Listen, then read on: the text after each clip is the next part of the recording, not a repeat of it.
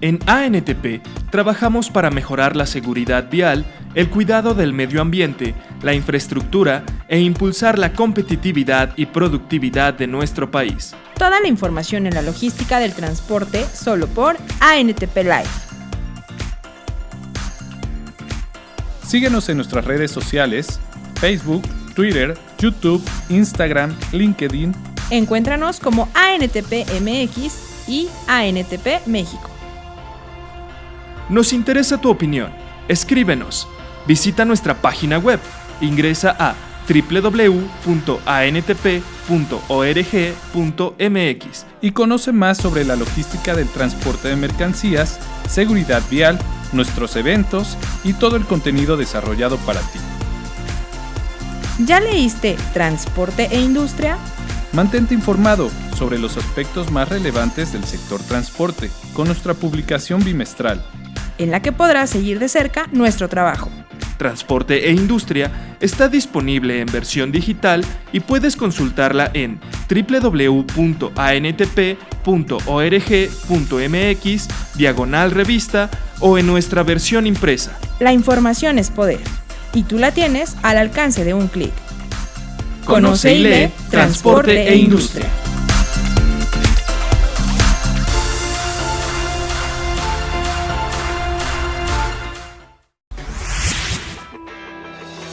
Notas del día.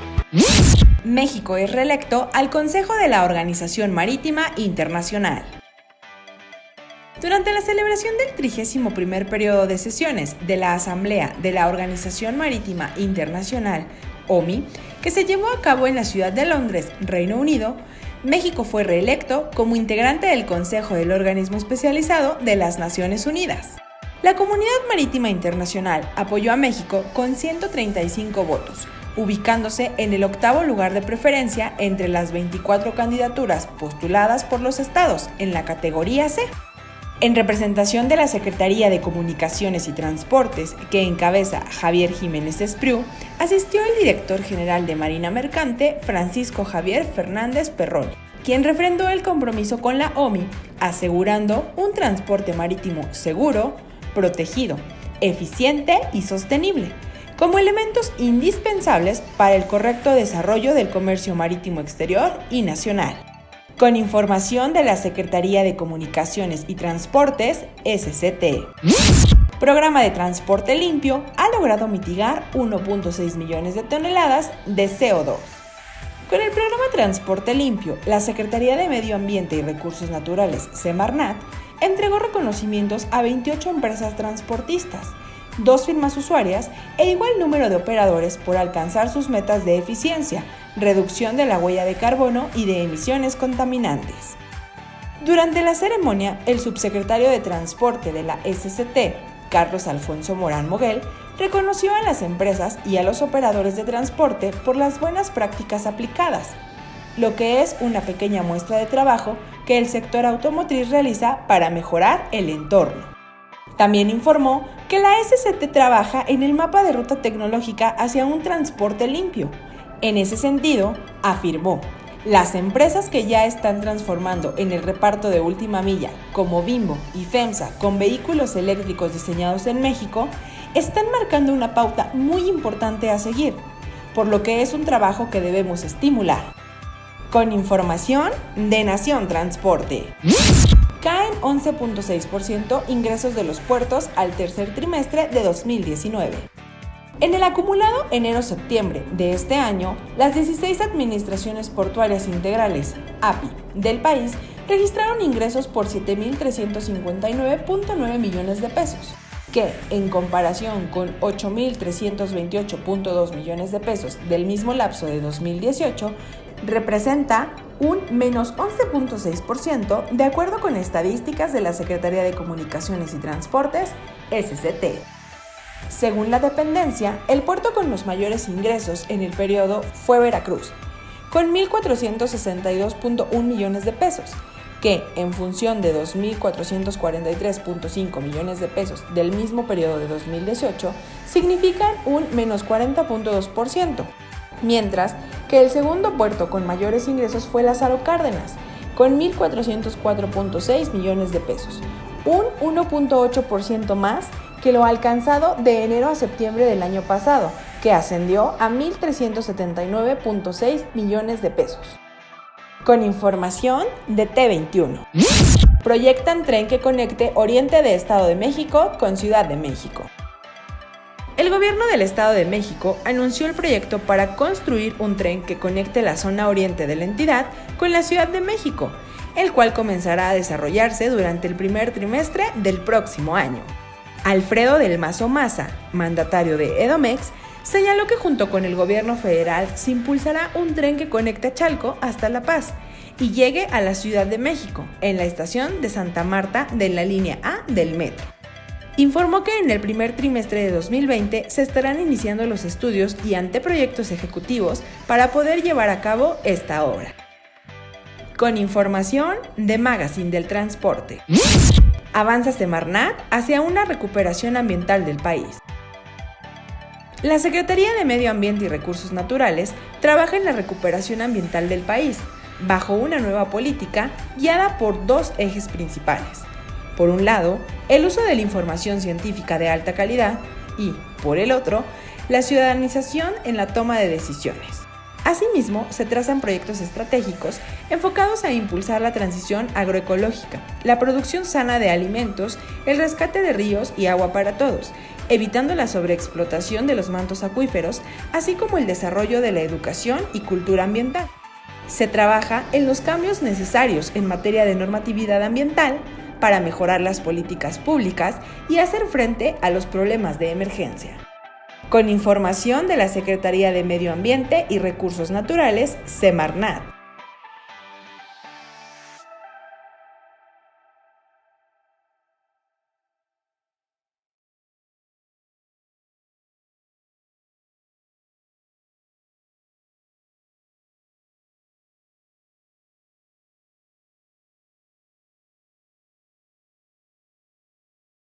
Continuando con nuestro programa y esperando que todos pasen a ocupar su lugar, sin mayor preámbulo, le doy la palabra a nuestra amiga Carmen Aristegui. Por favor, Carmen, si nos acompañas.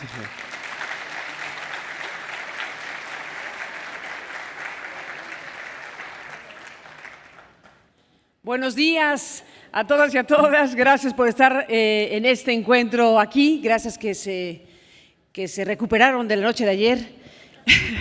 Hay algunos que se dieron de baja por obvias razones. Bueno, una alegría estar con ustedes en este programa, en este espacio, obviamente, que han construido ustedes para analizar y revisar lo mucho que tiene que ver con el transporte de mercancías.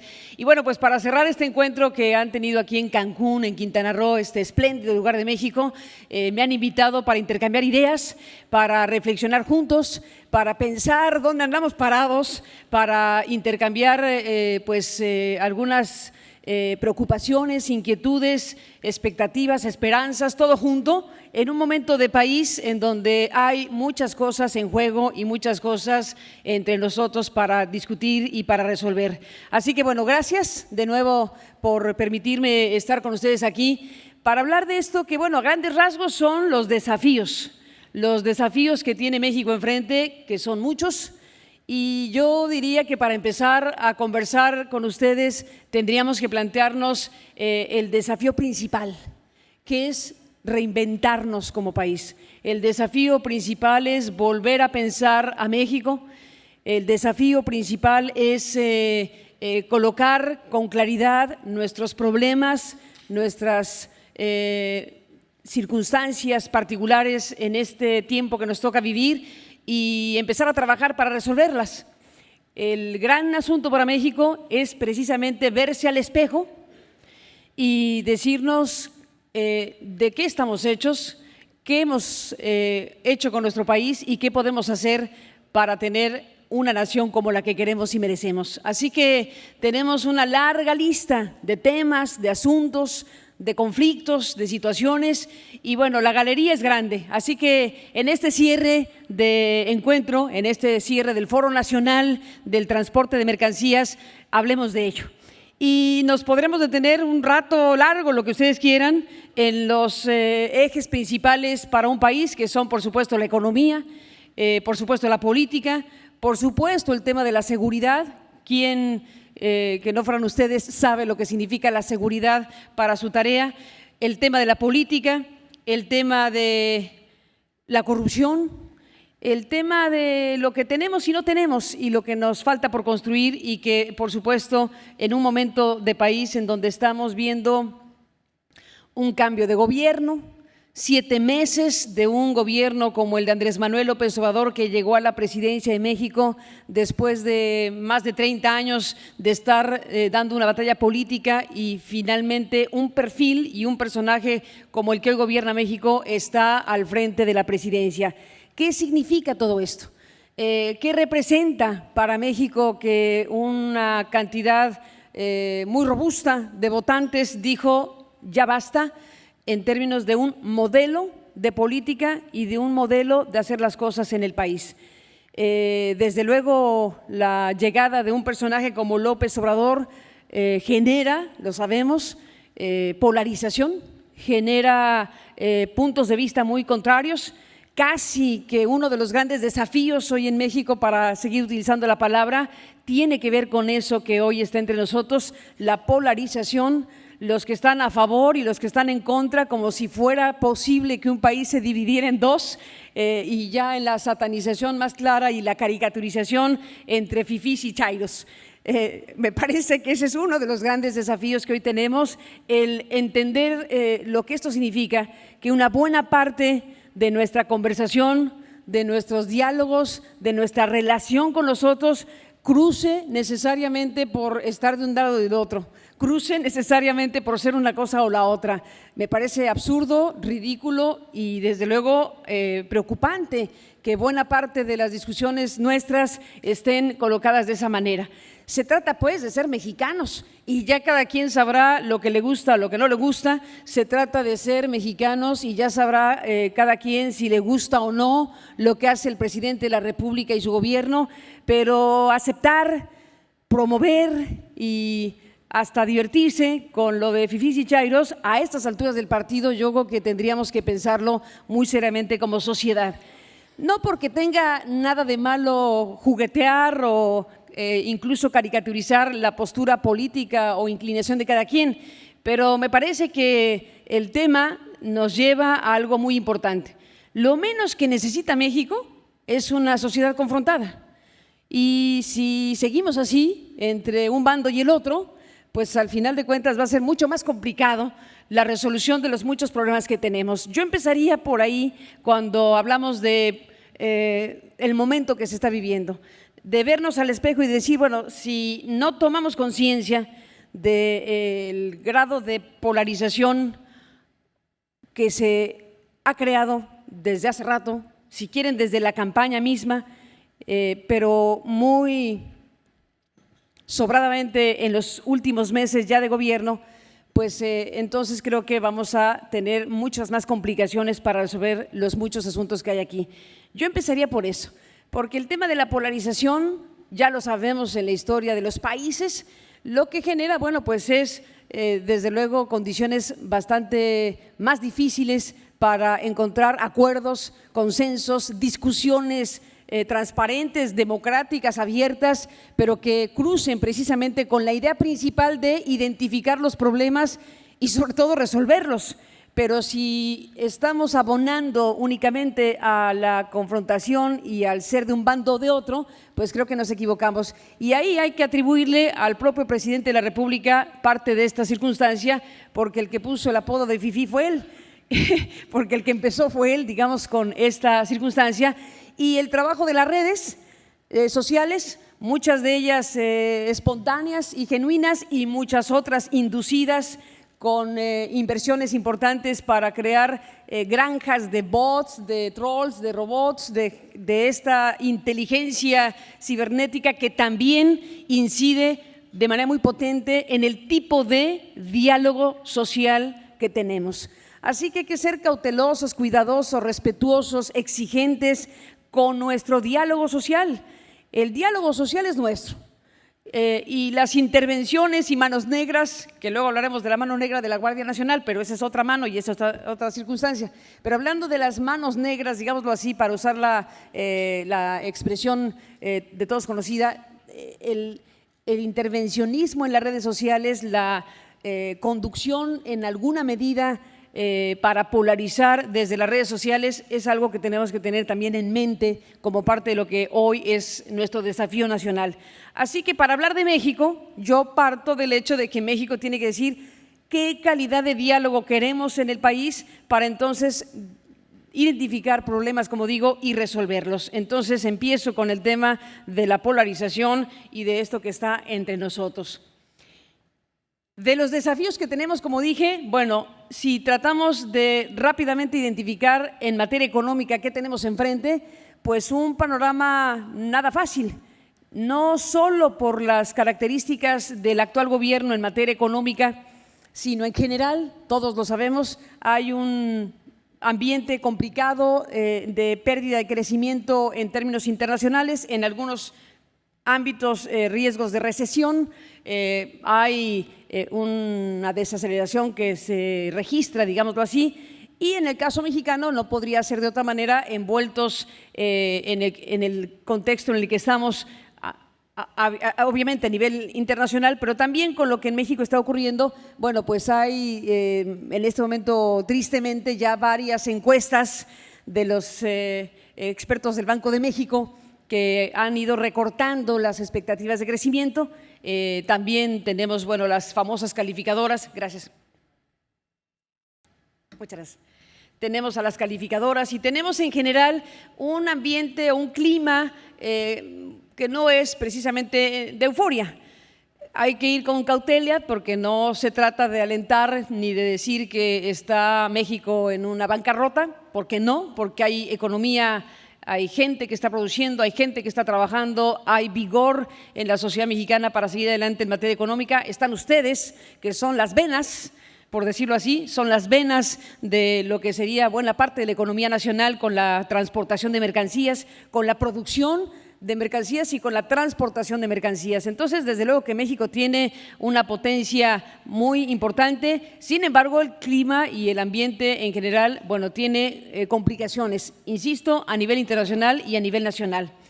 ¿Qué desafío es este? Bueno, el desafío de no dejarse vencer por precisamente un ambiente que no es eufórico y echarle más para adelante en materia de producción, de economía, de inversiones, y de no asustarse si el presidente de la República y su gobierno decide revisar algunos contratos, digo yo.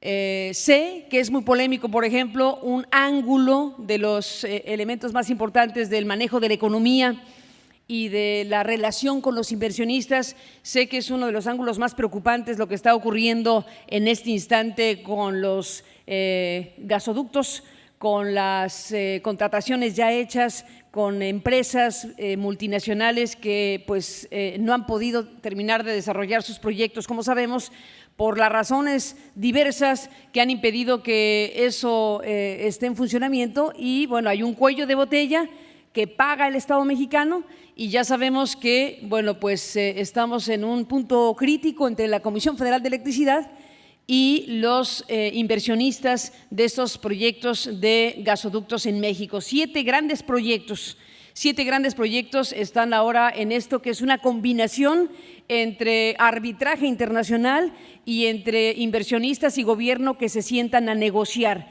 ¿Para qué? Para revisar contratos que se firmaron en sexenios pasados y que para el gobierno mexicano resultan leoninos. Dice Manuel Bartlett y dice el presidente que se firmaron contratos muy desventajosos para México y que pues no solo están planteando que se debe regresar una cantidad multimillonaria de lo ya pagado por los proyectos que por razones diversas, incluso conflictos sociales, no han podido terminar, pero que hay una cláusula en donde se dice que si por alguna razón no imputable al inversionista no continúa el proyecto del gasoducto, bueno, pues entonces el Estado mexicano debe seguir pagando.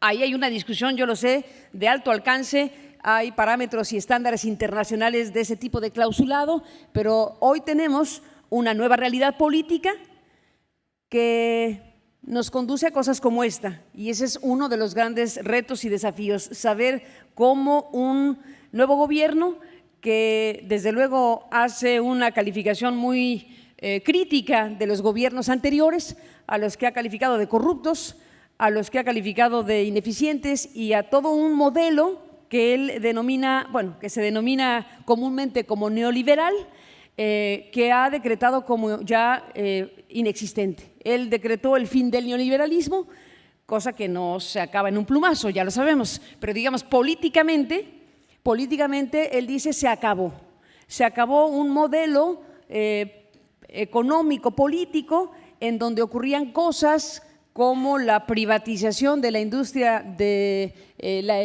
la energía y la industria petrolera y contratos de esa naturaleza. Entonces estamos atrapados en un discurso político que dice se acabó, pero en una realidad que dice no se acabó, está aquí.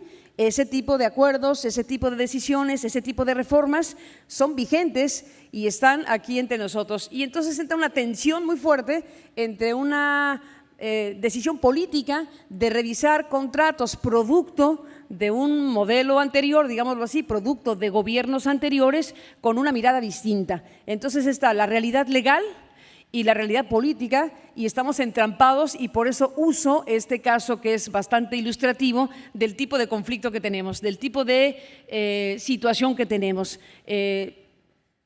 Vamos a ver qué ocurre si en este caso en particular, que me parece bastante ejemplificativo, vamos a ver qué ocurre si la Comisión Federal de Electricidad y los inversionistas como Yenova y otros llegan a un acuerdo antes de continuar con los arbitrajes ya abiertos a nivel internacional. Tenemos ciertas dudas, por ejemplo, ¿quién empezó? Hablando de quién empezó. Dice Bartlett de la Comisión Federal de Electricidad que los inversionistas fueron los primeros que fueron a un arbitraje internacional y que por eso México fue también a un arbitraje internacional.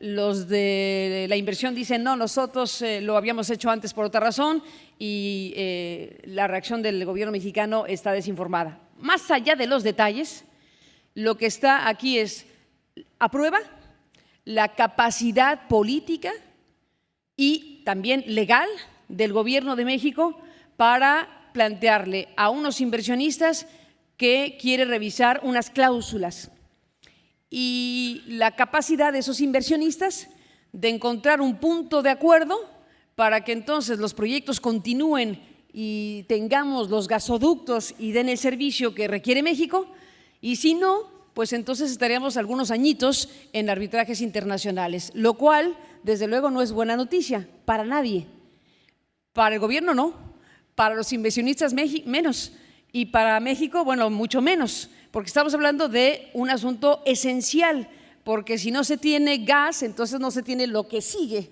y lo que sigue y lo que sigue. Entonces, dentro de los desafíos está esto, cómo México o cómo el gobierno y cómo los inversionistas y cómo al final la sociedad vamos a terminar de resolver estas cosas. De esto veremos mucho, veremos situaciones complejas que obviamente no se veían antes porque lo que está cambiando es un modelo de gobierno diferente que la gente optó por él. Y hay que ser respetuosos de que la mayoría de la gente optó por él y optó por un perfil de personaje que durante 30 años dijo lo que quería hacer. Y lo que quería hacer, entre otras cosas, era, bueno, pues lo que él alguna vez llamó plutocracia. Él ha dicho que su eje principal de gobierno tiene que ver con quitar el dominio de los grandes poderes económicos y políticos para dotar de mayor grado de democracia a las decisiones de este país. Por eso, las muy polémicas consultas.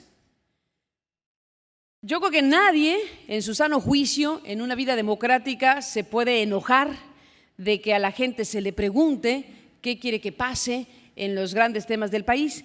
Sabemos, obviamente, que el tema de las consultas para efectos prácticos, es uno de los ingredientes que más ha polarizado al país. Hay quien celebra que se le pregunte a la gente si quiere o no un aeropuerto, que ya estaba en curso. Hay quien dice sí, a nosotros nunca nos preguntaron si queríamos o no el aeropuerto internacional en Texcoco. Bueno, sí, pero es que ya estaba avanzando, la inversión ya estaba echada a andar, dicen otros. Y entonces tenemos ese otro caso que nos muestra también muy gráficamente el tipo de desafíos que tenemos con un nuevo gobierno, con una sociedad que se polariza y con la gran decisión de cambiar de un lugar a otro algo que es indispensable para México, que es un nuevo aeropuerto. ¿Cómo vamos a terminar esta parte de la historia? No me atrevo a adivinarlo, pero sí podemos plantearnos escenarios. El escenario 1, en esta parte de las grandes estampas que hoy tenemos en México, de los grandes casos como los gasoductos, ahora el aeropuerto que les menciono, bueno, las grandes estampas son pues dos, o le sale o no le sale, para irnos a lo científico, ¿le sale o no le sale? Hablemos de esto. Estamos hoy con un nuevo componente en el país, que es el papel, digo, no es que no hayan ocupado un papel antes, pero digamos un papel diferente por un contexto político diferente, que es el papel de los jueces, el papel de los otros poderes. Porque hablemos del aeropuerto. La consulta misma fue muy controvertida porque fue una consulta informal, fue una consulta que no contó pues con los elementos básicos de una ley que ya existe en México, que es la Ley de Consultas Nacionales, que por cierto no hemos estrenado y que debimos haber estrenado bien cuando se hizo la reforma energética. Ahí sí no se hizo el uso de una herramienta muy democrática, muy poderosa y muy importante, que es preguntarle a la gente. ¿Qué sucedió en México? Sucedió que se desarrolla esta ley de consulta nacional que es pues muy escrupulosa, muy rigurosa, una buena ley de consulta nacional que permite a México que se le pregunte a la gente cada vez que hay elecciones, además de preguntar ¿quién quieres que me gobierne? Oye, ¿quieres o no este proyecto en particular? Como ocurre en muchos países del mundo, tampoco es ciencia oculta. Cuando se arma un proceso electoral, aprovechando que ya están las urnas, ya está la gente, ya se desarrolló un andamiaje para preguntar a la gente, ya sea para decir quién quieres que te gobierne con los votos, bueno, también se puede preguntar, ¿quieres que se haga tal o cual proyecto? ¿Quieres que se haga tal o cual ley? Bueno, México se tardó años, decenas, para tener una herramienta como la que hoy tenemos en la ley, que es esa ley de consulta nacional.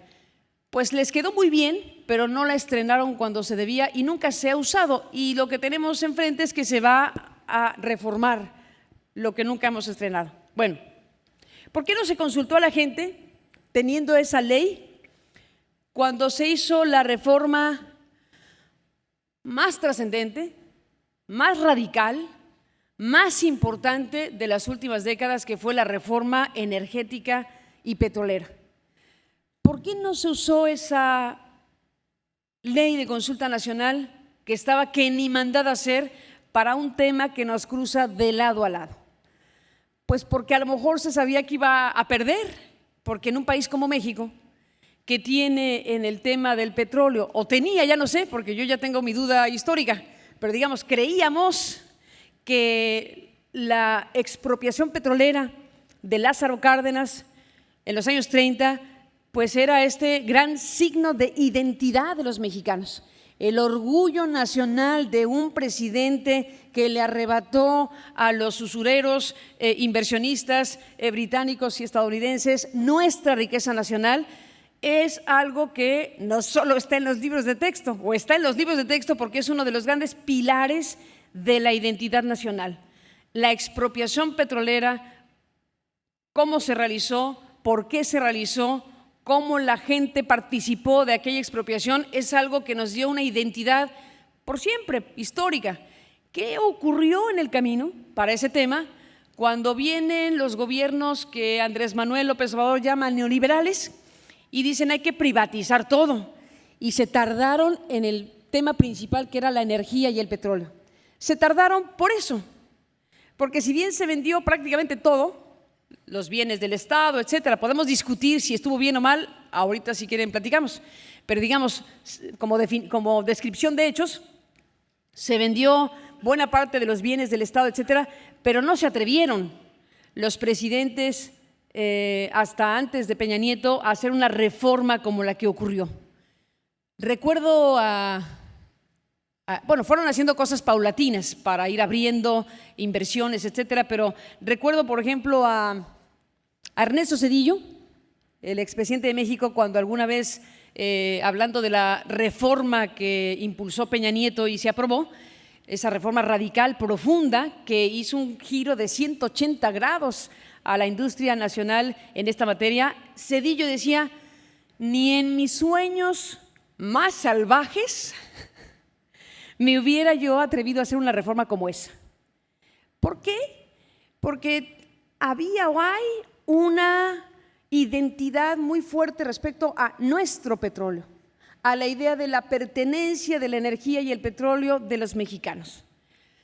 Probablemente, pero solo digo eso, probablemente el tipo de elección que tuvimos en 2018, donde Andrés Manuel López Obrador ganó rotundamente la presidencia, tiene que ver con cosas que no quedaron registradas suficientemente, pero hay un rechazo, un castigo a decisiones que se tomaron, amén de todos los escándalos y de las Casas Blancas y de Peña Nieto y de Odebrecht, etcétera. Pero me parece también que el tipo de votación que tuvimos en 2018, que fue muy potente, que hay que respetar y que hay que ahora saber qué hacemos con lo que resultó de ello, tiene que ver con cosas como esta, con lo que no se discutió, con lo que no se preguntó realmente.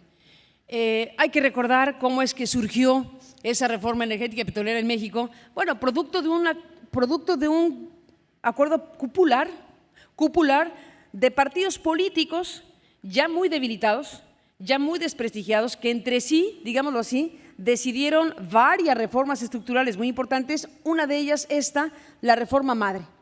Ya podemos discutir, y sería bueno que lo hiciéramos, si estuvo bien, si estuvo mal, abrir o no a la energía y el petróleo a las inversiones y debilitar dramáticamente las estructuras del Estado en esa materia central.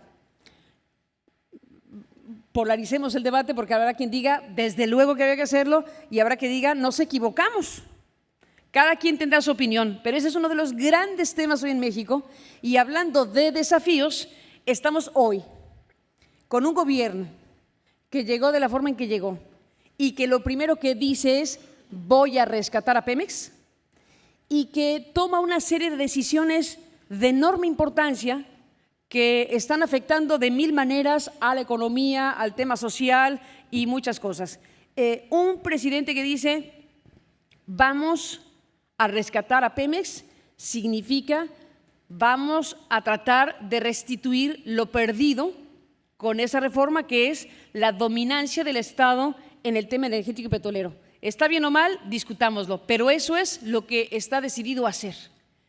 Y para hacerlo, dado que efectivamente dejaron en los huesos a Pemex, o lo dejaron muy dañado, pues está tomando decisiones que en este momento es difícil saber hasta dónde van a llegar, pero claramente está apretando presupuestalmente otras áreas, otros territorios del Estado, para ir a rescatar a lo que algunos consideran casi cadáver, que es la principal empresa del país, que es Petróleos Mexicanos. Ha tomado esa decisión y pues los ajustes presupuestales son draconianos en algunas partes del recurso nacional. Ha tenido que retroceder en algunos, por ejemplo, el tema médico, ¿no? Algunas cosas que se habían recortado han afectado temas esenciales. ¿Se equivoca o no el presidente? Lo sabremos. ¿Se equivoca o no el presidente cuando redirecciona buena parte del presupuesto nacional para el rescate de Petróleos Mexicanos y apuesta por regenerar las refinerías que ya tenemos y construir una que hablando de polémica, vaya que es polémica. Una refinería llamada Dos Bocas en Tabasco, donde hay voces que dicen, es la única, bueno, la suya que dice lo que México tiene que hacer para rescatar su fuerza como Estado y para rescatar la rectoría del Estado en materia energética, en este tema principalísimo. Bueno, tenemos que producir petróleo masivamente, recuperar los niveles de producción de petróleo que se fueron al suelo, que ha habido una caída dramática en los últimos lustros en producción de petróleo y por lo tanto somos dependientes de los productos del petróleo y por lo tanto importamos gasolinas y todos los demás combustibles. Y entonces dice el hoy presidente de México, vamos a rescatar lo que es nuestro, vamos a rescatar a Pemex y tenemos que hacer todo lo que esté en nuestras manos para producir petróleo masivamente. Y una vez que producimos petróleo masivamente, entonces vamos a refinar, porque usa la metáfora del jugo y las naranjas. Si producimos naranjas, ¿por qué vamos a comprar el jugo? Bueno, esa metáfora muy sencilla de entender es el eje de un punto principal de su gobierno en este momento. Y no es un tema en este instante ya ideológico, es un tema presupuestal y estratégico, porque ese presidente que plantea cosas como esta, que se desfalcó al Estado, que se cometieron actos de corrupción masivamente, que se tiene que rescatar a la nación a partir de nuevas decisiones de gobierno, cruza por cosas de esta naturaleza. Ya no es el candidato que nos puede convencer o no en un mitin en el Zócalo, ya es el presidente de la República que tiene las herramientas, el mandato y el poder para hacer uso de nuestro dinero, con nuestros impuestos y con el poder que se le ha dado para hacer una cosa o la otra. Por eso es tan importante que estemos ahí como ciudadanos, por eso es tan importante que hoy que estamos aquí en Cancún hablemos de temas que son trascendentes para todos y que no nos conformemos con una crítica o una satanización o reduzcamos el debate a lo que dije hace un rato, a que si tú eres fifí o tú eres chairo y se achata cualquier posibilidad de discusión. Quitémonos esas telarañas, discutamos en serio, con información, con sentido crítico, con agudeza, con responsabilidad de ciudadanos. No nos dejemos que nos infantilicen el debate, con todo respeto a los niños a los que amamos mucho. No dejemos que nos infantilicen el debate. No dejemos que entre nosotros digamos, no, ni lo saludo porque es fifí o viceversa. No, por favor. Y eso nos toca a nosotros. Insisto, no es que yo esté quejándome de las bromas, no es un tema de pelearse con las bromas y los chistes, eso es una parte de nuestra relación como sociedad. Simplemente digo que si lo único que domina y lo que reduce el debate es a eso, estamos fritos.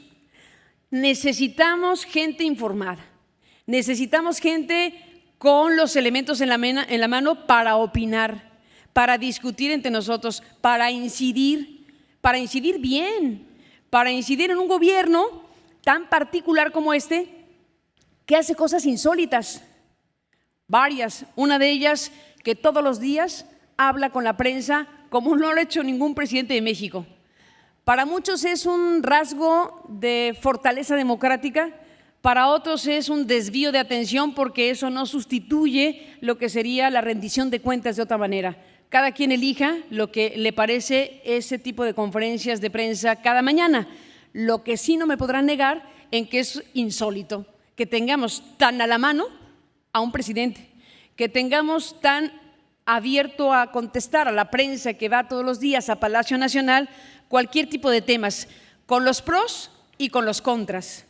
La gracia mayor es que está ahí, la gracia mayor es que yo puedo decirle, oiga, presidente, lo que se me ocurra. Eso es oro molido para un país que no está acostumbrado a que sus presidentes rindan cuentas de nada. Por otra parte, también es un riesgo que ese mismo presidente que tiene esa apertura insólita, pues al tener un micrófono permanentemente abierto, bueno, puede cometer cualquier tipo de exceso, de inexactitud o de desvío de lo que tiene que informar como jefe de Estado. Entonces, bueno, una y la otra, aquí no hay aquí no hay cosas categóricas, todo tiene un montón de grises y todo puede verse desde diferentes ángulos. Ese tema, por ejemplo, yo le encuentro una parte muy positiva y la celebro, que el presidente esté dispuesto a contestar. Créanme que yo como periodista sé lo que significa que un presidente hable sin ningún tapujo y diga, a ver, pregúnteme el que quiera y aquí le contesto. Eso en México no ocurría. En otros países, pues las conferencias de prensa se dan con cierta normalidad. No es que salgan todos los días, por esto es insólito. O sea, no vemos en otro país que todos los días, de no ser en algunos países que no nos querríamos parecer, en donde el mandatario domina la escena, que esa es otra parte que también es preocupante de ese tipo de cosas que tienen luces y sombras. Las luces es que ahí está el mandatario y dice, pregúntenme y les contesto. Pero las otras partes que tienen que ver con los efectos que eso causa también son preocupantes y también hay que decirlo. Hay que decir que esta hiperconcentración en la figura del presidente, porque no hay manera de que no domine la agenda noticiosa y la agenda informativa y en consecuencia buena parte del debate nacional, el presidente de la República todos los días, bueno, tampoco es precisamente el mejor de los modelos. Así que vuelvo a decir, luces, sombras, grises, intermedios. Pero lo más importante, creo yo, es que nos planteemos, sobre todo en encuentros como este, el papel que nos toca. El papel que nos toca, y vuelvo a decir, México requiere gente informada, gente crítica, gente propositiva, gente que quiera en su respectivo territorio participar. Porque si no hacemos eso, la 4T que plantea López Obrador como una cuarta transformación, que esa es su oferta principalísima de gobierno, pues desde luego no va a llegar. Ahora, cada quien a su manera entiende lo que él llama la 4T. Pues es su eslogan de gobierno y es de él. Y lo podemos tomar o no y no importa. Lo que importa, eso sí, es que los mexicanos, digamos, no podemos no entender que estamos en un momento de grandes definiciones y en ese momento de grandes definiciones nos toca estar, nos toca participar. Somos un país que no tiene una cultura participativa de la sociedad, hay que decirlo, tristemente. Ustedes, por ejemplo, están organizados, por fortuna, y por eso estamos aquí, pero no hay ese músculo organizativo social por mil razones. Y hay que, los que lo tengan, que lo fortalezcan, los que no lo tengan, que lo adquieran. Pero la sociedad tiene que encontrar los espacios y las maneras para resolver los asuntos de forma democrática, de otras maneras distintas a las que históricamente México ha tenido. Tristemente, México es un país que ha favorecido por siglos el paternalismo, el autoritarismo, las maneras poco democráticas, el clientelismo, todo eso que yo creo que es justamente lo que no queremos. Queremos a ciudadanos libres, queremos a ciudadanos informados, queremos a ciudadanos participativos, queremos a empresarios responsables que generen riqueza, que la distribuyan, que se responsabilicen del papel que les toca. Yo digo que ustedes son una especie de venas de buena parte de la economía nacional y les toca a ustedes un papel central, como nos toca a todos, cada quien en su territorio.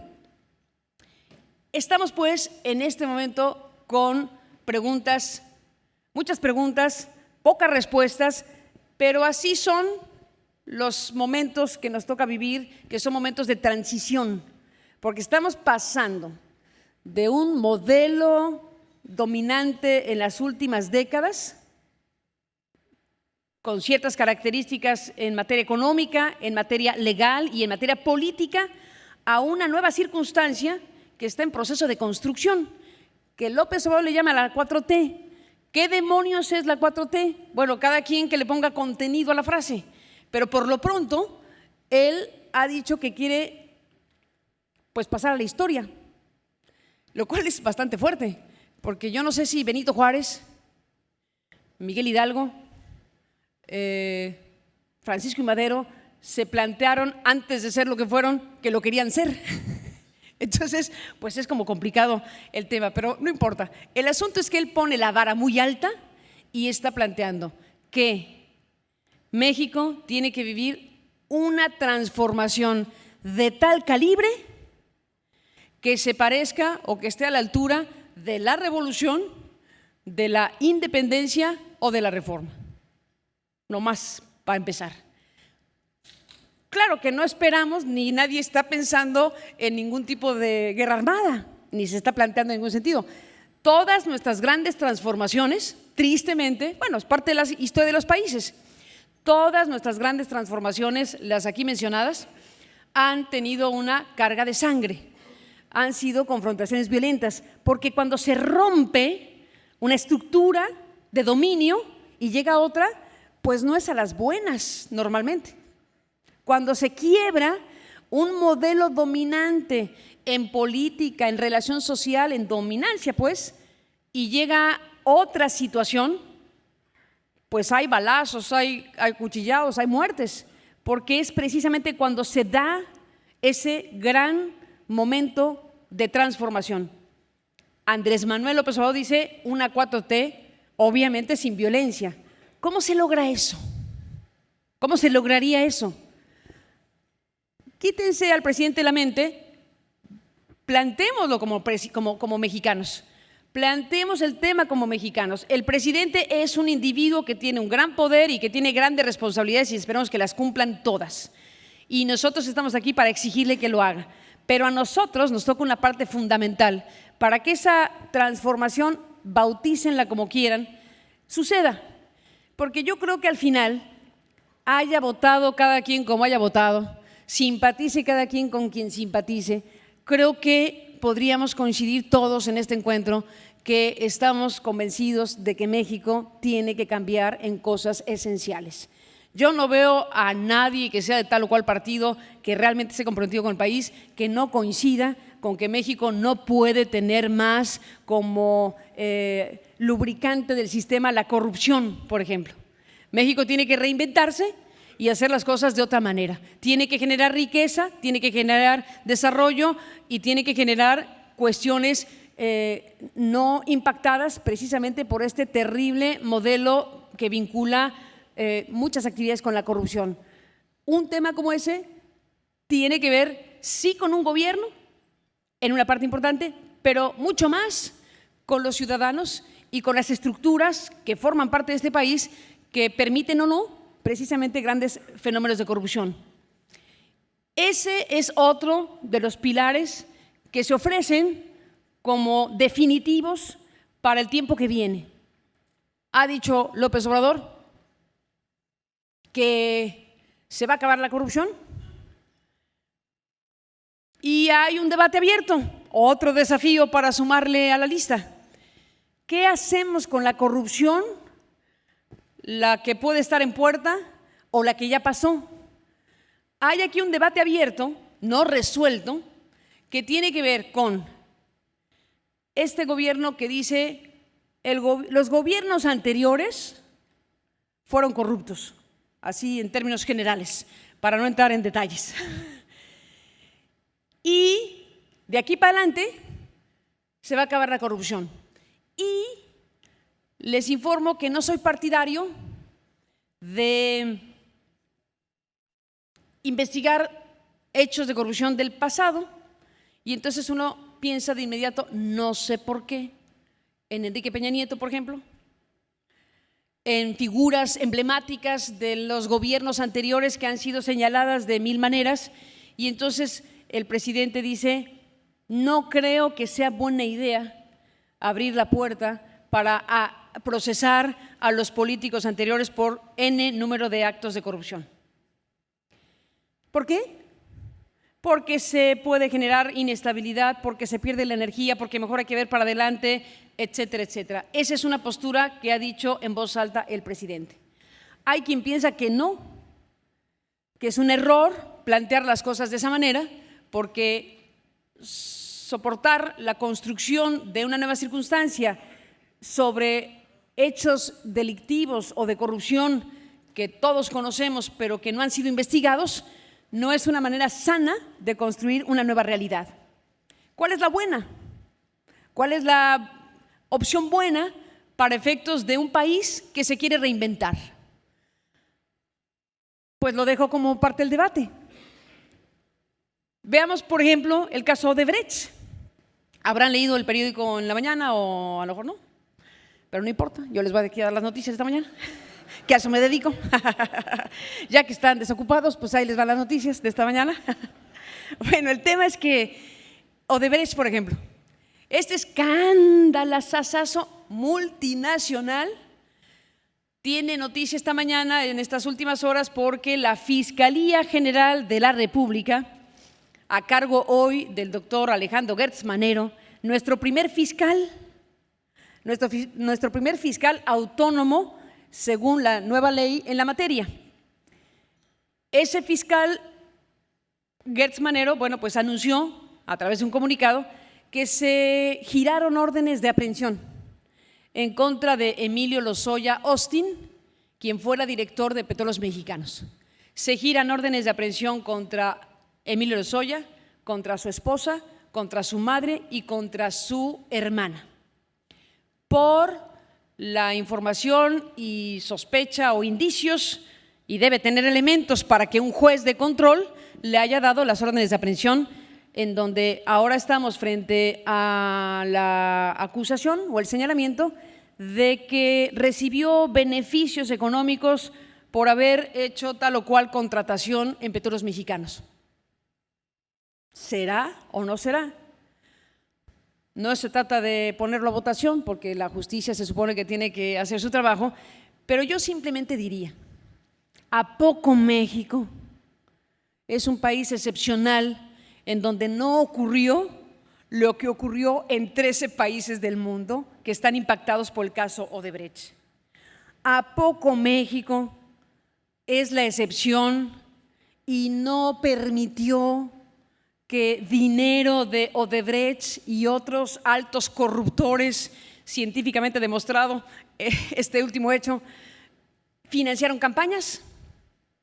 ¿A poco en México no sucedió lo que sucedió en todos los países que hoy están viviendo maxiprocesos judiciales de altísimo impacto, que tienen en la cárcel a varios presidentes o prófugos o investigados? El caso Perú es dramático, no solo porque tienen verdaderamente a todos los expresidentes o prófugos o presos o un suicidado. Ya en el dramatismo mayor, cuando Alan García, pues ya cuando le tocaron a la puerta y dijeron venimos aquí a notificarle, pues subió a su recámara y se dio un plomazo para simplemente no enfrentar ya la acción de la justicia que había llegado. Eso pasó en Perú y eso pasó en varios países del mundo que han desarrollado investigaciones que están ahí, que están llevando a rendir cuentas a los que tomaron decisiones, que están llevando ante la justicia a aquellos que abusaron de su cargo y se enriquecieron indebidamente y hoy están teniendo que enfrentar a la justicia. Y México no. México es un país excepcional donde Odebrecht, que ni contratos tiene en México, es una broma, claro. Odebrecht en México no corrompió a nadie, no financió ninguna campaña, no hay nadie que tenga que venir a dar explicaciones del impacto que se causó en elecciones anteriores, en donde pues tuvimos a un presidente como Enrique Peña Nieto que llegó a la presidencia con un aparato impresionante y recursos multimillonarios paralelos a los que la ley permitía. ¿No es un tema para México? Pues ahí está uno de los grandes desafíos. ¿Qué le conviene al país? ¿Que le pongamos una tapa y que digamos, hay que se pudra solo esa historia y seguimos para adelante? ¿O no? O abrimos la tapa y vamos sacando y procesando con las herramientas que tenemos, que son las de la justicia, cada uno de estos casos o por lo menos algunos de ellos. Ese es un gran dilema hoy para México. El presidente dice no. Tuve oportunidad de entrevistar al presidente López Obrador cuando era presidente electo, nos acompañó en nuestra cabina del sitio de internet que pusimos pues ya como un acto de sobrevivencia, porque llevamos 5 años de veto presidencial, y entonces dijimos, hay que hacer algo porque ya estamos un poco fuera de la pichada. Entonces decidimos, después de un veto presidencial muy fuerte de Peña Nieto en contra de este grupo de periodistas del que formo parte, bueno, pues nos instalamos en Internet.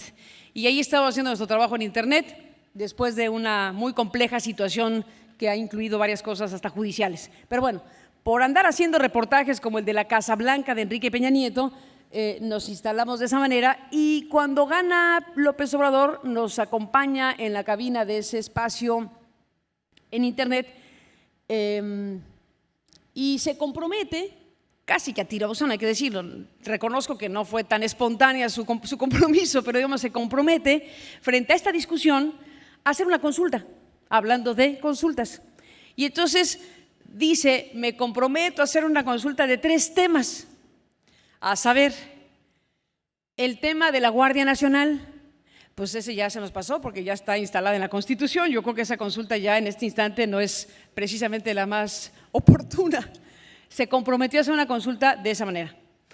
Se comprometió a preguntarle a la gente que qué opinión le merecía que él, teniendo como un eje principal de su discurso político en contra de los grandes, no en contra, sino en contra de que los grandes poderes económicos dominen a los políticos, pues qué explicación le daba a la sociedad cuando esos grandes poderes o algunos de esos grandes poderes, empezando por Ricardo Salinas Pliego y Azcárraga y etcétera, formaban parte de su grupo asesor que él no escogió, porque ese grupo asesor de empresarios fue a propuesta de los empresarios y no tuvo manera de decirles que no. Entonces, bueno, que eso también se sometería a consulta. Y un tercer punto que era sobre este tema del que estaba hablando. ¿Debe o no promoverse acciones desde el ámbito de la presidencia o desde el ámbito que fuera para investigar las gestiones y los posibles hechos de corrupción de todos los expresidentes de México? Y entonces él le puso nombre y apellido, dijo, bueno, sí, consultemos a la gente, si cree la gente que es bueno para México investigar a Peña, investigar a Carlos Salinas de Gortari, investigar a Fox, en fin. Esa consulta, bueno, no ha ocurrido, entre otras muchas cosas, porque para que eso suceda tendría que reformarse la ley de consulta nacional de la que les hablé hace poco, hace unos minutos. Esa ley de consulta nacional, bueno, pues está como estaba antes, una gran reforma que nunca se estrenó en el tema que se debería principalmente, que fue el de la reforma energética, y para que se hiciera una consulta de esta naturaleza con estos 3 temas, pues o nos esperamos a la elección intermedia o hasta la presidencial, porque esa ley de consulta nacional permite hacer consultas nacionales cuando hay elecciones federales. Lo que quiere López Obrador es cambiar esa ley para que las consultas nacionales puedan ser cualquier día, cuando mejor convenga. Entonces, si se va a usar para una consulta así la actual ley, pues hay que esperarse a la elección intermedia, y si no, bueno, pues ya veremos qué pasa. Pero bueno, simplemente digo que ahí hay 3 temas muy importantes: la Guardia Nacional, el papel de los grandes poderes económicos frente al poder político, y el tema de abrir o no procesos judiciales en contra de figuras, digamos, de alto nivel político que pudieran haber estado envueltas en escándalos o negocios indebidos o corrupción abierta. Bueno, cuando hablo del caso Lavallato y Odebrecht es una empresa brasileña que junto con otras empresas brasileñas se conformó en este caso Lavallato en Brasil, que ha generado esta sacudida, este terremoto en la región en los últimos años por investigaciones de alto impacto. Hablé de Perú, pero hay varios países que están en esta circunstancia. Bueno, mientras que Perú tiene hasta un expresidente en el suicidio, México apenas, y vuelvo al tema de la noticia que estaba aquí mencionando, México apenas ha girado las primeras órdenes de aprehensión sobre el caso Odebrecht. 5 años después de que algo se empezó a decir de eso. O sea que, ¿qué significa? Que obviamente gobierno de Peña Nieto no tenía el más mínimo interés en investigar Odebrecht. Faltaba más. ¿Qué tal que se encuentre consigo mismo? Y dijo, mejor no. Entonces pasa el tiempo y hoy vemos que una pieza clave de esa historia empieza a caminar de otra manera. ¿Hacia dónde va a conducir la investigación de Lozoya? Que es una ficha de un andamiaje muy amplio. ¿Va a conducir a Peña? ¿Va a conducir a grandes sobornos como en otros países? ¿Va a conducir a saber si en México hubo dinero ilegal para financiar campañas políticas como en otros países? Esa es una de las grandes preguntas que hoy tenemos como país. ¿Qué queremos o qué debemos empujar para que suceda? Por eso digo que el debate social, la opinión de las personas, tiene que estar informada, etc. Cada quien tendrá su punto de vista, pero estas grandes decisiones no se las podemos dejar solo al presidente de la República. Es un tema de la nación. Por eso vuelvo al punto anterior y a decir que necia, pero sí, necia soy. No permitamos que nos arrebaten el diálogo social, no permitamos reducir a las cosas que, y digo, infantilizan o que desnaturalizan el diálogo entre la sociedad. Si le gastamos tiempo, dinero, esfuerzo y demás para estar alentando la polarización en ese sentido, que no es la que va a resolver los temas, pues nos vamos a equivocar. Para ser una buena sociedad democrática tenemos que tener ciudadanos democráticos y vuelvo a decir, informados, con ojo crítico y con ganas de participar. Porque si no tenemos esos ingredientes, volveremos a ver que las grandes decisiones quedan en manos de unos cuantos. Y sí son el gobierno, y sí votamos por unos o por otros, pero el actor principal de una democracia somos nosotros. El actor principal de una democracia son las personas de carne y hueso que en sus respectivas actividades hacen su tarea, generan riqueza, promueven la educación, cada quien hace algo. Esa esencia de la sociedad es la democracia, no los gobiernos per se. Parte de esta mirada de pronto chata que nos hemos dejado construir durante siglos tiene que ver con ciudadanos que están al ladito. Si va a haber una transformación en México, será esa. Si va a haber un cambio sustantivo en el país, será precisamente el que los ciudadanos podamos hacer. Cada quien en su cancha, cada quien en su territorio, cada quien haciendo las cosas de la mejor manera posible, pero entendiendo que es importante velar por el interés de cada quien y es legítimo, pero es fundamental que veamos por los demás. Si cumplimos los dos ámbitos de ver por nosotros, pero también ver por los demás y hacer cosas que favorezcan a lo colectivo, que favorezcan a lo democrático, desde las cosas más sencillas, que son las más poderosas, hasta las grandes cuestiones de un jefe de Estado. Desde las cosas más a la mano, como organizarnos como vecinos, cosa que algunos hacen y otros no. A veces no conocemos ni al de al lado.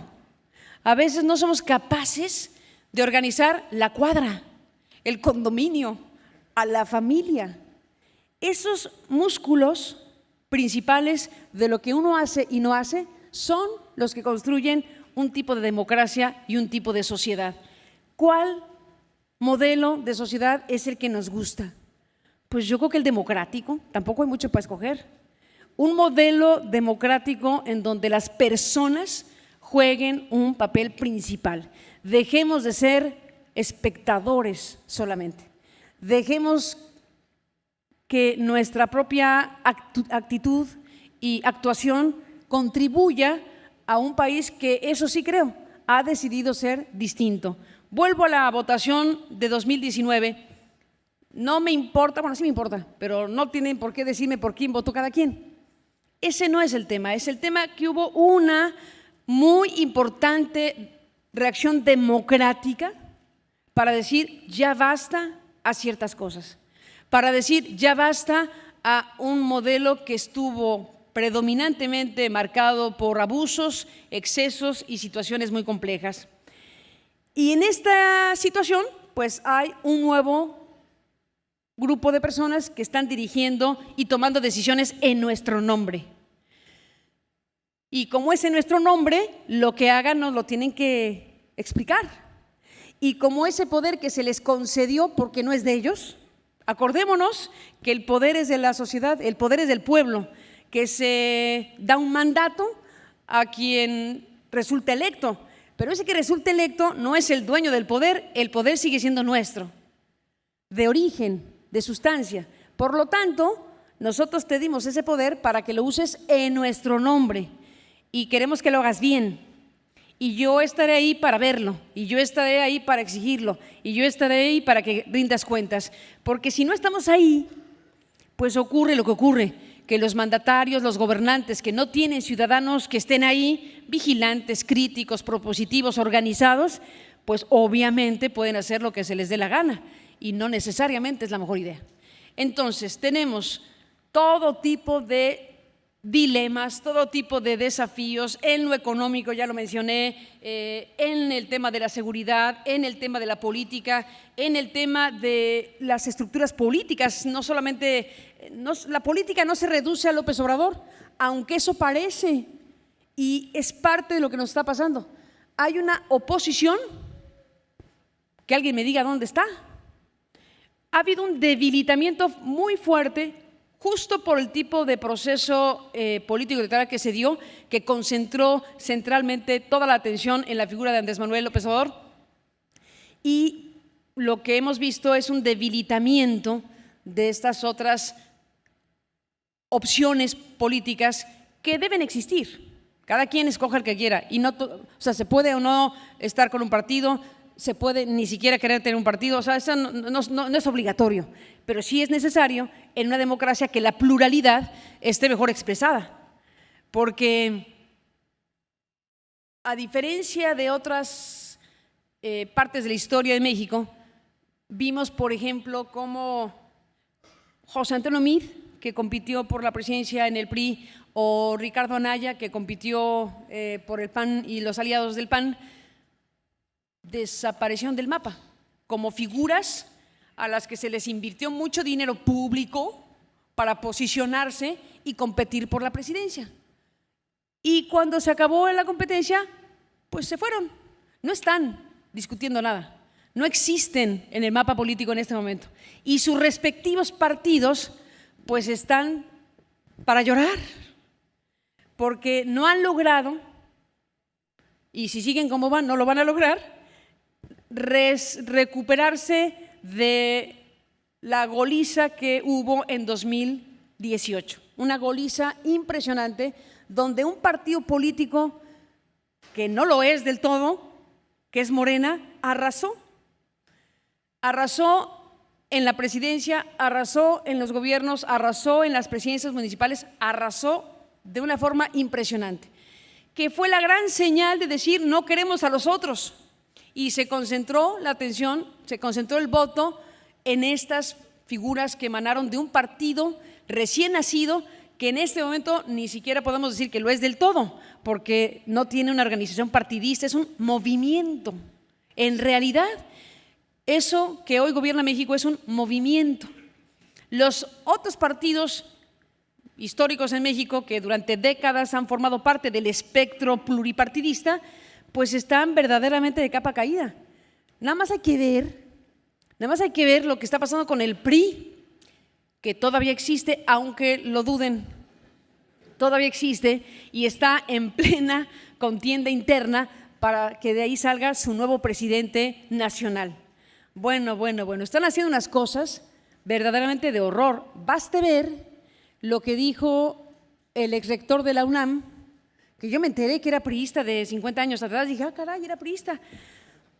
Sí, se le daba un poco, había cierto indicio, pero bueno, el caso es que el rector de la UNAM, José Narro, se salió de la contienda. Dijo, no, yo no puedo seguir compitiendo aquí porque están con las viejas prácticas de antaño y yo no voy a formar parte de una simulación.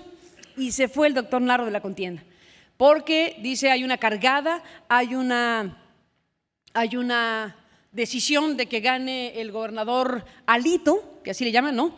Y hay una polémica, una duda, una suspicacia, una acusación, si quieren, de algunos que dicen que el tal Alito de Campeche pues está muy cerca de Andrés Manuel y por eso le dicen AMLito. Bueno, eso no lo sabemos, pero es parte de lo que en el interior del PRI están diciendo. Si es así, imagínense ya qué cosa sería, supongamos que esto fuera cierto, qué cosa sería que el PRI fuera un partido satélite de Morena. Eso sí es una cosa histórica.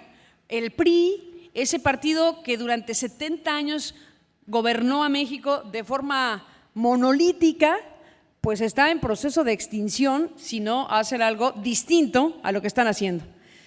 Está también ese PRI haciendo cosas impresentables como lo que se muestra como una alianza entre el muy probable futuro presidente del PRI, que es el gobernador de Campeche con licencia, el tal Alito, y un personaje absolutamente impresentable que es Cuauhtémoc Gutiérrez de la Torre. Cuauhtémoc Gutiérrez de la Torre, si ustedes se acuerdan, fue presidente del PRI en la Ciudad de México. Tuve el honor de formar parte de un grupo de periodistas, o formo parte de un grupo de periodistas que hicimos otra investigación, en este caso sobre ese personaje, y descubrimos que tenía una red de prostitución pagada con dinero del PRI, o sea, con dinero de todos nosotros, una red de prostitución que le prestaba servicios a él y a varios más. Era una cosa terrible que se pudo mostrar periodísticamente hablando, pero que no tuvo el proceso judicial que merecía. Es absolutamente indignante que alguien que tiene el poder, siendo presidente de un partido político en la Ciudad de México, tiene el poder que eso le representa y tiene dinero que es nuestro. Prerrogativas dadas al PRI de la Ciudad de México que se utilizaron para tener ese edificio que tienen, para tener las instalaciones que tienen, para pagar todo lo que pagan con el dinero de los ciudadanos, y los partidos viven del dinero nuestro. Bueno, que eso se haya utilizado para reclutar a muchachas con anuncios en el periódico y con anuncios en internet para contratar edecanes pagadas con ese dinero público, y que al final se iban a reclutar las jovencitas que buscaban trabajo y al final se les informaba que el trabajo verdadero era dar servicios sexuales al presidente del PRI, y ahí estaban recibiendo dinero. Ahí están las nóminas, ahí están los elementos de evidencia que se tuvo. Bueno, ese escándalo dentro del PRI fue tan fuerte que esa misma mañana, cuando presentamos ese reportaje, el presidente nacional del PRI, que era César Camacho, le pidió su renuncia, cosa que fue extraordinario porque en este país casi nunca pasa nada. Entonces, ese personaje dejó de ser presidente del PRI por el escándalo, pero no sucedió ya demasiado como llevar a un proceso de justicia, no solamente electoral, porque desde luego el dinero electoral pues tiene instancias que procesan si lo usaste bien o mal. Ni en lo electoral lo procesaron. No se diga en otros temas como trata, en otros temas como generar una condición de desventaja total a una persona que va a pedir trabajo y que la reclutas para trabajo de otra naturaleza al servicio tuyo y de no sé quién más. Ese personaje, Cuauhtémoc Gutiérrez de la Torre, aparece fotografiado hace 3 días con el que quiere ser presidente del PRI en una alianza formidable. Yo digo, no tienen remedio. Este asunto no tiene remedio. En fin, cierro la exposición y les propongo que entremos en un proceso de preguntas sin respuesta, porque estamos, digamos, con muchos asuntos acá. Si te parece, hacemos un ejercicio, ¿sí? Toda la información en logística del transporte solo por ANTP Live.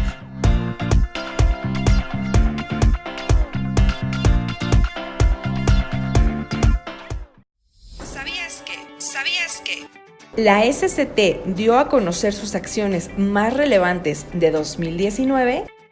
La Secretaría de Comunicaciones y Transportes, SCT, impulsa una red multimodal, estructurada de carreteras, ferrocarriles, puertos, aeropuertos y telecomunicaciones moderna, eficaz, sustentable, segura y de calidad para el desarrollo económico y social, y así mejorar las condiciones de bienestar de la población, principalmente de los menos favorecidos. En este año, como nunca, se ha dado la prioridad a la conservación de la infraestructura existente. Se asignaron 19,000 millones de pesos para mejorar las condiciones de más de 4,200 kilómetros y llevar a estado regular y bueno al 75% de la red carretera federal. Otro programa prioritario es el de pavimentación de caminos de acceso a municipios indígenas de Oaxaca, que en este año se inició con 45 obras. Se ampliaron otras 63, por lo que ya se trabaja en 108 frentes. Con información de la Secretaría de Comunicaciones y Transportes, SCT. La cápsula. Impulsarán a la Marina Mercante en México.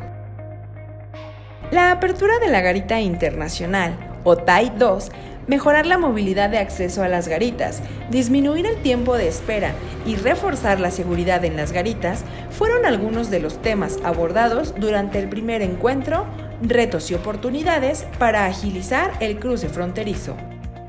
La reunión, en donde participaron autoridades de los 3 niveles de gobierno de México y Estados Unidos e integrantes de cámaras de comercio de ambos lados de la frontera, fue encabezada por el presidente municipal, Arturo González Cruz, en la sala de los presidentes de Palacio Municipal. Este esfuerzo de colaboración, que tiene que ver con agilizar los cruces de pasajeros del área comercial y del área de transporte de carga, buscar aquellas acciones que permitan hacer más ágil al cruce fronterizo en Tijuana. Esta es una muy buena oportunidad para hacer crecer y aprovechar la buena relación que tenemos entre Estados Unidos y México, resaltó el primer edil. Con información de Monitor Económico de Baja California.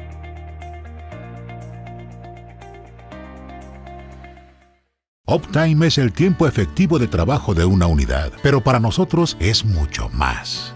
Uptime es tener 85 puntos de servicio a lo largo del país, una financiera, una aseguradora y toda una compañía esperando para poder servir a nuestros clientes en cualquier momento. Uptime es international. Agradecemos a Navistar y Kenworth, patrocinadores de ANTP Live, usuarios del transporte de carga. Muy bien, gracias Leonardo. Bueno, pues entremos en esta fase. Por lo pronto, yo les aprecio muchísimo que me permitan compartir con ustedes estas ideas generales y cierro la exposición para entrar a las preguntas que ustedes me están haciendo favor de mandar. Cierro con esto, que sé que soy reiterativa y no me importa demasiado ser reiterativa, pero estoy convencida plenamente que nos toca sacudirnos las telarañas, nos toca respirar profundo y nos toca preguntarnos qué me toca hacer, qué debemos hacer como sociedad, qué debemos hacer como ciudadanos y bueno, temas tenemos de sobra. Dice José Manuel Álvarez de Cofremex, Carmen, las voy a leer al vuelo, así que si alguna cosa es inapropiada ya es culpa de ustedes. Carmen, ¿por qué si no va a investigar la corrupción si hay orden de aprehensión contra Lozoya y familia? ¿Por qué no contra los demás que comentaste? ¿Habría acuerdos previos con AMLO? Mínimo, es extraño, ¿no? Bueno, buen punto. Yo digo que por fortuna, espero que así sea, no todo depende de Andrés Manuel. No todo debe depender de Andrés Manuel.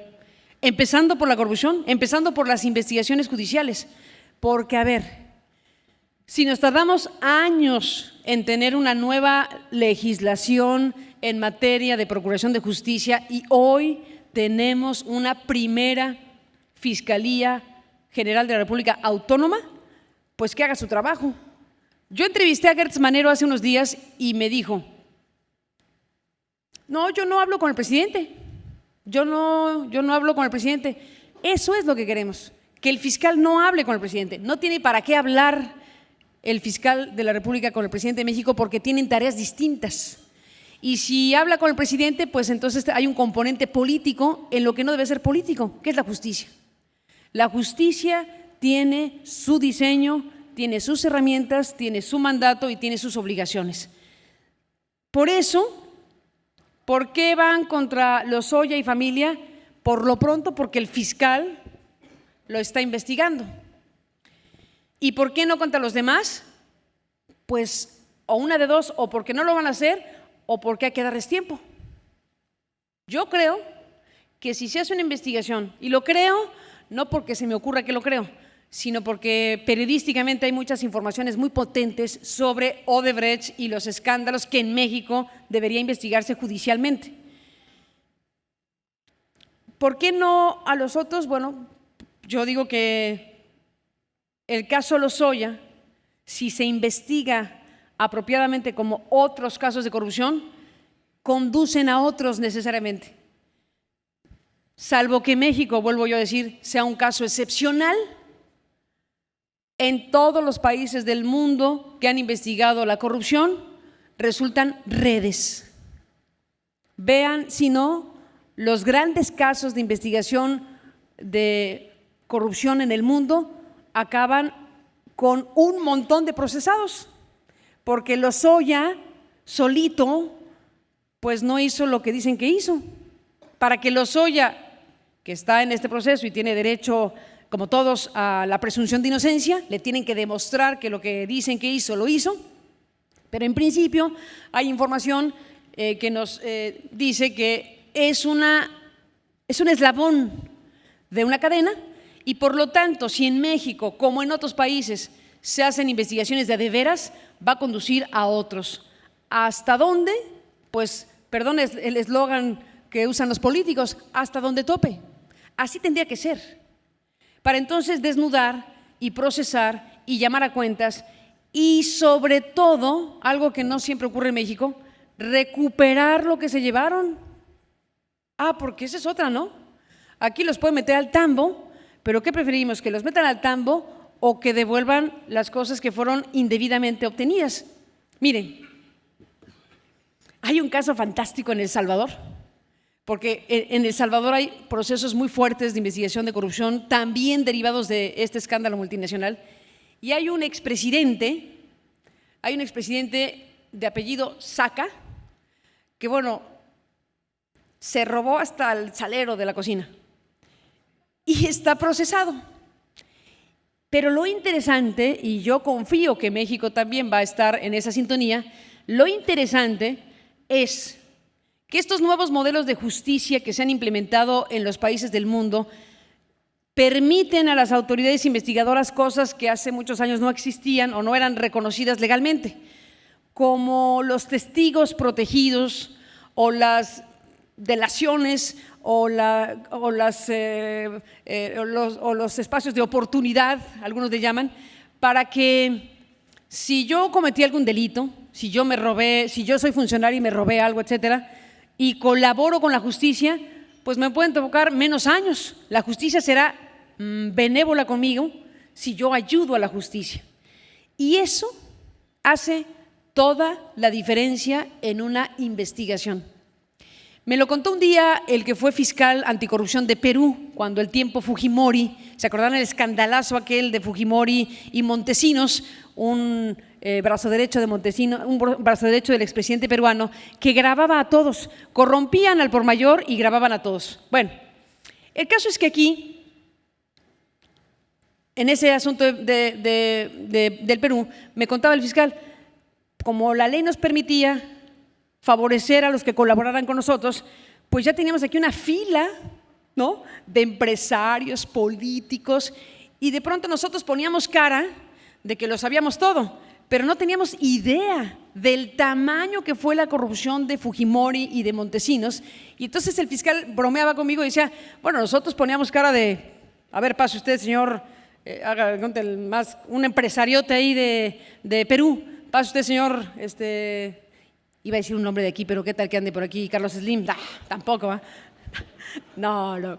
Alguien así de grande diciendo, vengo a declarar, porque antes de que vengan por mí, mejor colaboro. Y entonces decía, eran filas de personas que estaban ahí esperando dar su testimonio de cómo Montesinos daba contratos, repartía dinero, grababa a todo mundo, porque eran los video era Vladimiro Montesinos y eran los videos de Vladimiro Montesinos. Estaba todo Perú ahí recibiendo billetes, o sea, los tenía agarrados de la pata a todos. Cuando se abre la investigación, pues esos videos fueron impresionantes en los juicios y demás cosas. Bueno, eso lo digo porque así como pasó en Perú, como pasa en Brasil, como pasa en todos lados, como pasó en Italia con el gran Maxi Proceso, cuando se jala una hebra, y una hebra puede ser Emilio Lozoya, pues conduce a una estructura si la investigación se hace bien. Si la investigación se hace de veras, de lo que se trata es de desmadejar la red, de exponer, exhibir y procesar la red, porque si se queda en Lozoya, muchas gracias, porque evidentemente estamos frente a un tema de esa naturaleza. Entonces, bueno, yo creo que por eso es que la pregunta es muy válida, porque me preguntan, ¿y los demás qué? Los demás tendrían que venir si la investigación es como debería ser en todo caso.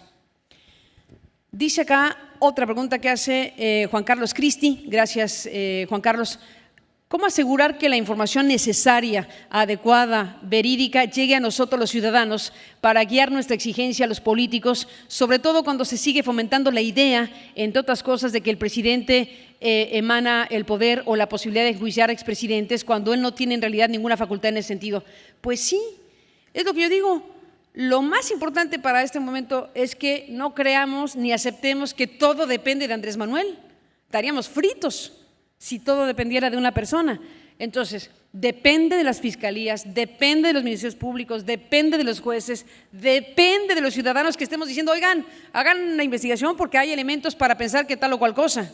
Depende de muchos factores y no podemos permitir que el país gire solo en torno a una figura, que es muy importante, que es muy poderosa, que tiene muchas responsabilidades, pero no todo tiene que cruzar por ahí. Confío en que, hablando de la Fiscalía, pues Gertz Manero se crea su papel y lo veremos en el camino. Si Andrés Manuel no quiere que se abra la puerta, que si hay un pacto, que si no hay un pacto con Peña Nieto o no, pues con o sin eso, las demás instancias deben jugar su papel. Si tiene ese pacto sería lamentabilísimo, por cierto. Pero la Fiscalía, por lo pronto, ya dio un paso y se gira tantos años después las primeras órdenes de aprehensión sobre el caso Odebrecht. Yo me imagino que los otros países, los 13 países que están con un montón de procesos judiciales, dirán, sus primeras órdenes de aprehensión en 2019.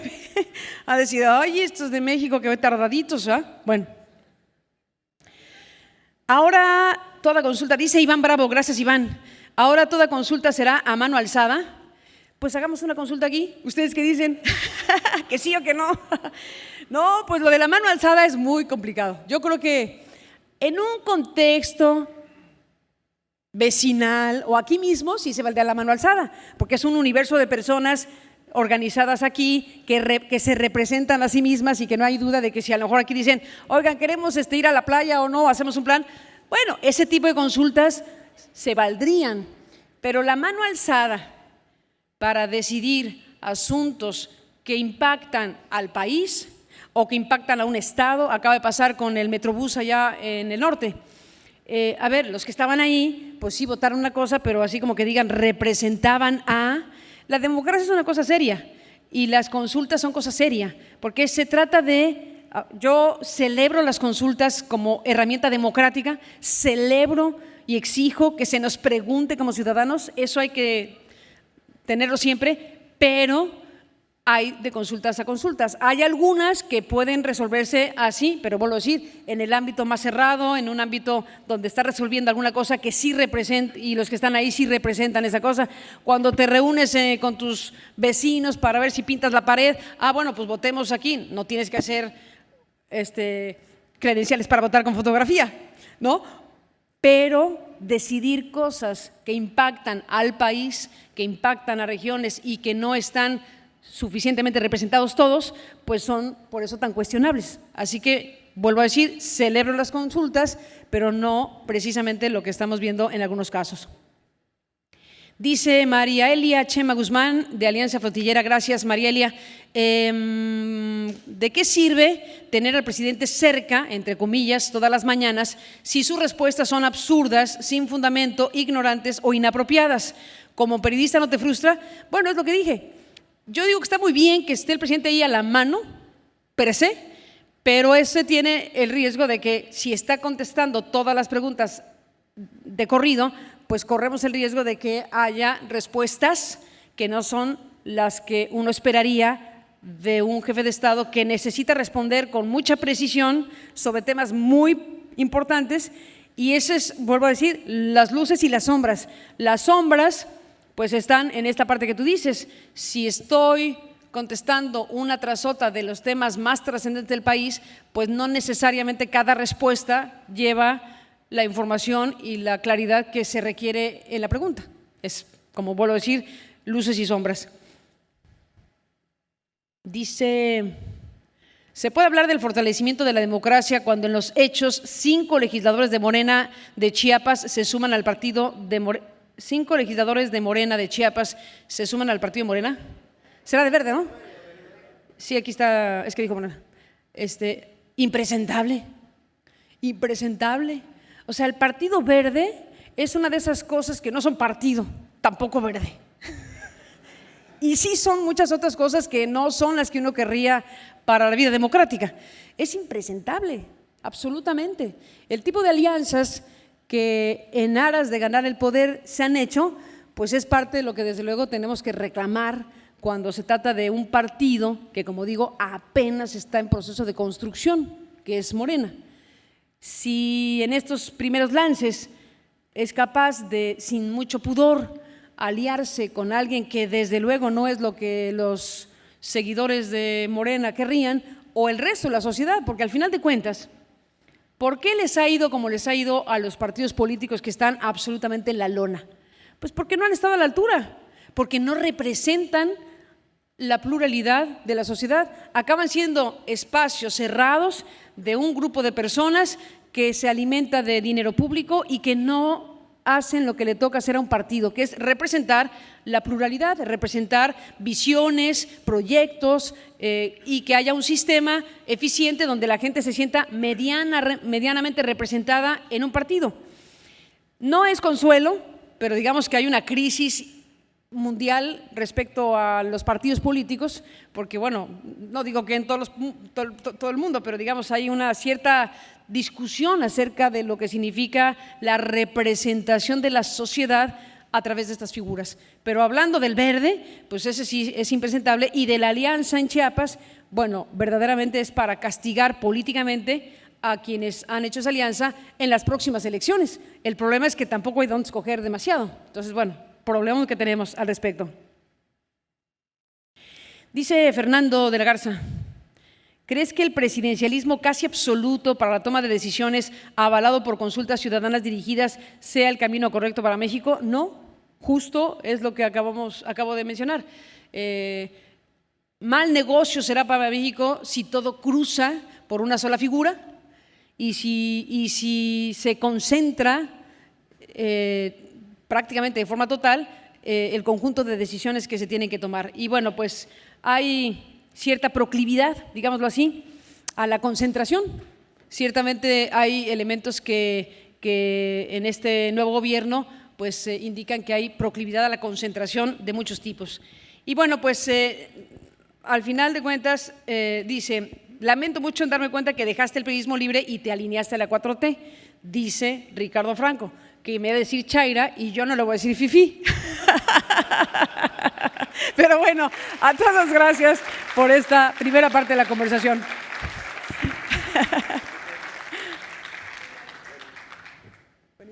Bueno, Carmen, muchas gracias por compartir con nosotros este tiempo. Al contrario, ustedes, ha sido un gustazo. Disfruten Cancún. Además del sargazo, que no es lo único de Cancún, disfruten todo esto. No hay que dejar de venir a Cancún, aunque haya ese tema, ¿no? Seguro. Seguro que sí. Seguro. Muchas gracias, Leonardo. Muchas gracias a todos. Alex, si nos acompañas para entregarle un reconocimiento.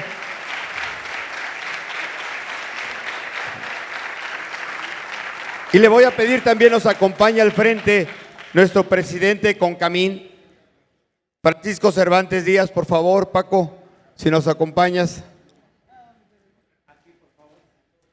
Paco, por favor.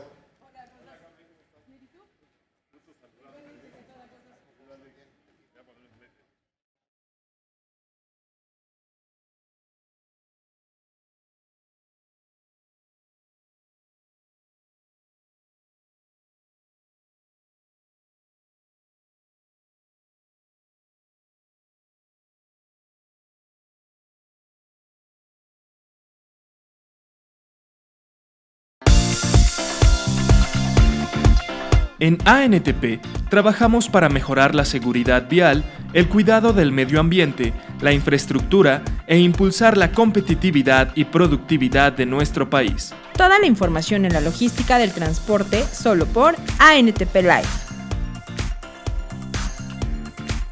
Síguenos en nuestras redes sociales, Facebook, Twitter, YouTube, Instagram, LinkedIn.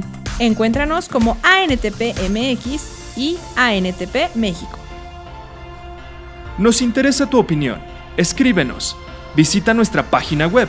Ingresa a www.antp.org.mx y conoce más sobre la logística del transporte de mercancías, seguridad vial, nuestros eventos y todo el contenido desarrollado para ti.